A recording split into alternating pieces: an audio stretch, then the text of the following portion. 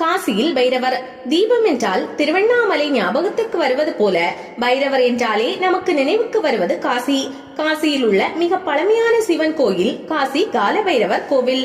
காலை என்ற சொல் மரணத்தையும் விதியையும் குறிக்கிறது. கால பைரவரை கண்டு விதியும் அஞ்சும், மரணமும் நெருங்காது. காசியில் உள்ள காலபைரவர் கோயிலின் பைரவ தரிசனம் அருமையாக இருக்கும்.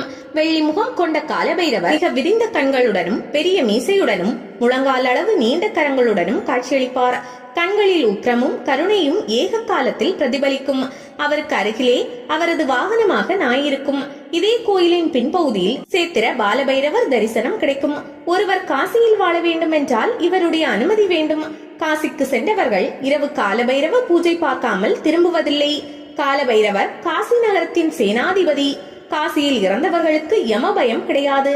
பிரம்மாவின் சிரசு கபாலமாக மாறி பிரம்மஹத்தி தோஷத்திற்கு பைரவ சக்தி ஆளாகி முடிவில் காசி மாநகர எல்லையில் கால் வைத்த போது சிவபெருமான் காட்சி தந்து பிரம்மஹத்தி தோஷத்தை நீக்கி காசி மாநகர காவல் தெய்வமாக எழுந்தருள அருள் புரிந்தார். காசி மாநகர எல்லையில் 8 திக்கிலும் அஷ்டபைரவர்கள் எழுந்தருளி எல்லையை பாதுகாக்கின்றனர்.